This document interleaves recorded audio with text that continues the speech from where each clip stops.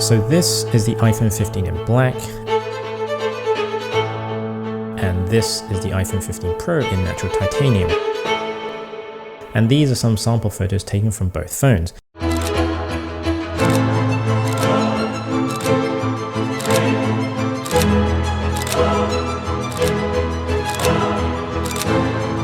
And believe it or not, in this year's iPhone 15 lineup, there are quite a few Pro features that you'll find in the standard iPhone 15 that are also in the Pro models. And if you're thinking of upgrading to either of these but can't quite decide which one, or maybe you want to skip the iPhone 15 altogether, well then this video might just be for you. So did you know there are 5.5 things that you'll now find in the standard iPhone 15 that's also in the iPhone 15 Pro model? The first is now you get the nifty depth control for portraits where you can adjust the focus or blur of the photo after the photo has been taken. Second, you now get USB-C, all thanks to the EU. Just be aware that the iPhone 15 has a slightly slower data transfer speed compared to the 15 Pro. Third, you get the same contoured finish and rounded edges, so it's not just the Pro titanium phones. Fourth is dynamic island, so you now get those fancy widgets and animations. Screen brightness, you now get 2000 nits peak brightness on both phones. You won't, by the way, get the always on display, so no fancy ProMotion 120Hz display. This feature remains on the Pro models. Personally, I think the 60Hz is more than adequate and sufficient, but that might be a deal breaker for you. And finally, the half point is the camera. You now get a 48 megapixel camera on both phones. Now the half point is that there is a slight difference in aperture. The Pro has an f1.78 and the standard has f1.6. And if you want to take advantage of the 48 megapixel camera on the iPhone 15, the setting is not that obvious, by the way. You have to go to camera settings within settings, then tap formats, then switch on resolution control. Then in the camera app, you can toggle between 12 megapixel and 48 megapixel photos. Now I got a chance to take some sample photos from both phones, and comparing side by side, in some cases, the iPhone 15 came out just a tad brighter and on closer look seems to have that over sharpened look, where the Pro seems to come across more natural. Regardless of which, I think both look pretty good. And to be honest, I couldn't tell if the photo was taken with the Pro or the standard iPhone 15.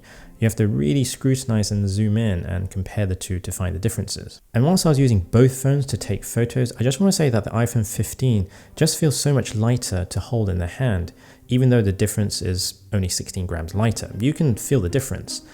And the black color on the iPhone 15 looks absolutely stunning. It's sort of a black matte finish and generally not as fingerprinty.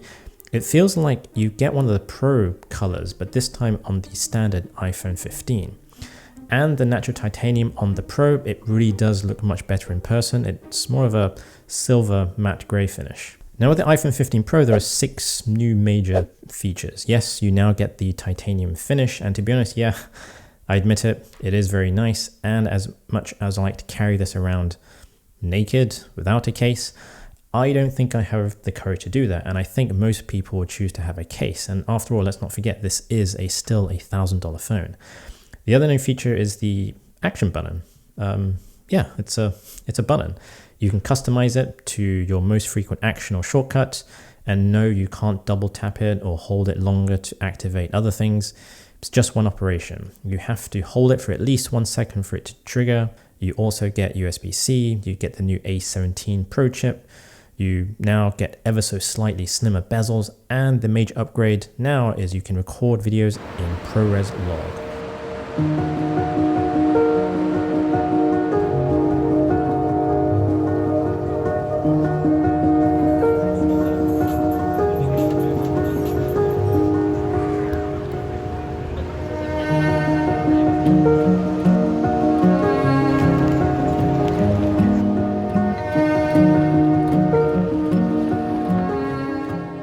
Other upgrades worth mentioning is Wi-Fi 6E, 2nd gen sensor shift optical image stabilization for video, and spatial video recording, which we're yet to test or see yet. Now with ProRes Log video recording, to enable it, you need 3 things. 1, you need to make sure the ProRes setting is turned on within the camera settings.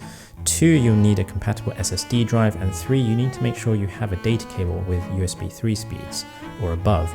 Then you can start recording, and you should see a USB-C label in the camera app to let you know that it's recording to the SSD. I'm using a 3 or 4 year old Samsung T5 drive, which is fully compatible. and I'm sure any of the Samsung T models will work. I'll leave a link in the description below. And to give you an idea of how much you can record with 1 terabyte of footage, 4K at 24 frames per second gives you about 3 hours. And at that rate, it's about 5.5 gig per minute of footage. Now, if you want a bit more control and flexibility, you can use the BlackMagic Camera App, which is free, and you can use the various codec recording formats. And depending on which codec you use, in some cases, you can record up to a whopping 19 hours of footage. And right now, it is a bit clumsy to have an external SSD, and there are a few solutions out there on the internet.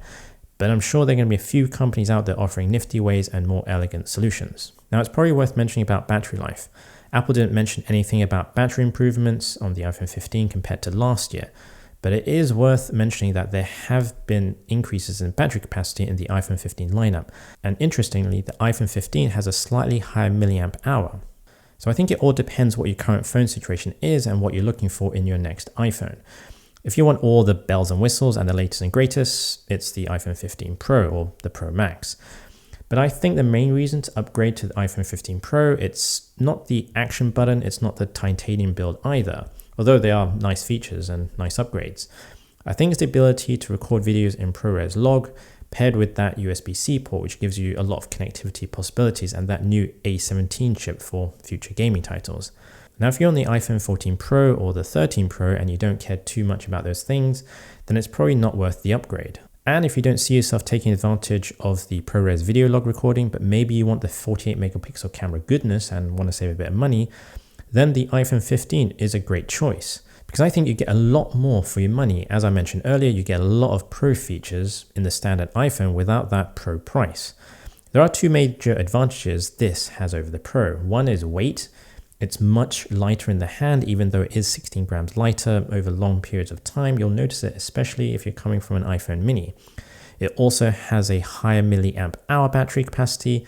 Even though the Apple website claims the Pro has a longer battery life, that will be interesting to see in real world testing. And finally, if you're a bit disappointed with the iPhone 15 release and were hoping for more features, then there's probably no need to upgrade at all. Your existing iPhone is still great. My iPhone 13 mini is still going strong. I've had this for over 2 years now. I have a few scuffs around the outer lens. Battery health is 88%, and I can probably continue to use this for another year or two. And the camera, the photos that come out of this still look great when compared to the iPhone 15. And by not upgrading to the iPhone each year, the next time you upgrade, you're going to be getting a ton of upgrades because of those increments each year in Apple releases. It'll feel like you're getting your money's worth. So yeah, let me know in the comments below. Are you upgrading? Which one are you going for? Are you skipping this year's iPhone and waiting for the next release? Let me know. All right, thanks for watching. My name is Chen, and I'll see you next time around. Peace out.